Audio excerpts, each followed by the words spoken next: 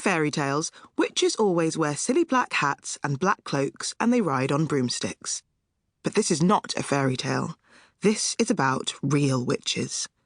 The most important thing you should know about real witches is this. Listen very carefully. Never forget what is coming next. Real witches dress in ordinary clothes and look very much like ordinary women. They live in ordinary houses and they work in ordinary jobs. That is why they are so hard to catch. A real witch hates children with a red-hot, sizzling hatred that is more sizzling and red-hot than any hatred you could possibly imagine.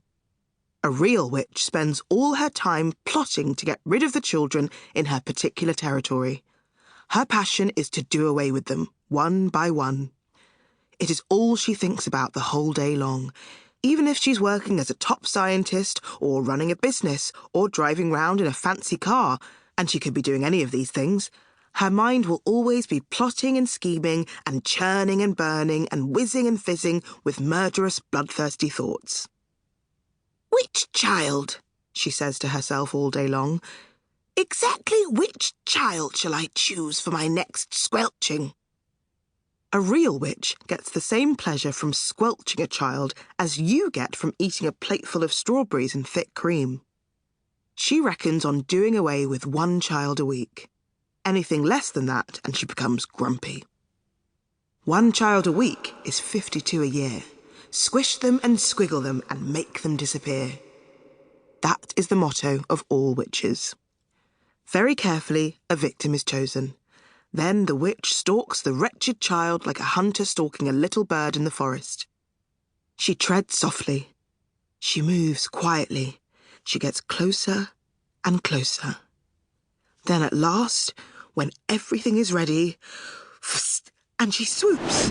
Sparks fly, flames leap, oil boils, rats howl, skin shrivels, and the child disappears.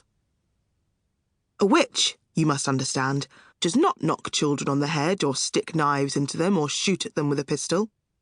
People who do those things get caught by the police. A witch never gets caught. Don't forget that she has magic in her fingers and devilry dancing in her blood. She can make stones jump about like frogs, and she can make tongues of flame go flickering across the surface of the water. These magic powers are very frightening. Luckily, there are not a great number of real witches in the world today, but there are still quite enough to make you nervous.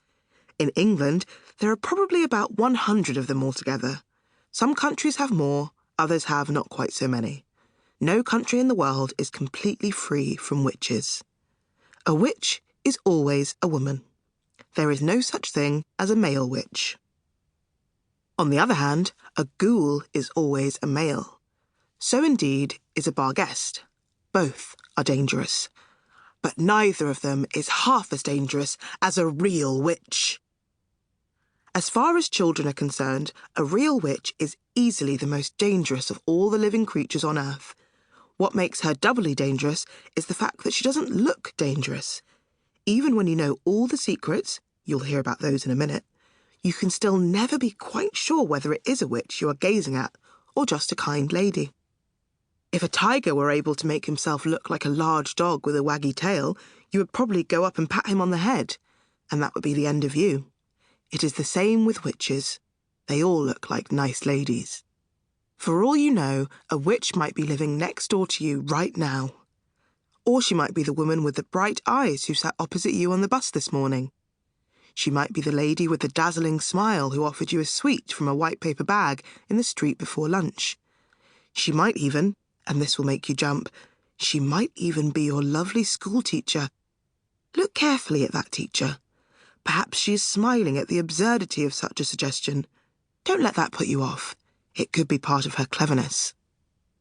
I am not, of course, telling you for 1 second that your teacher actually is a witch. All I am saying is that she might be one. It is most unlikely. But, and here comes the big but, it is not impossible.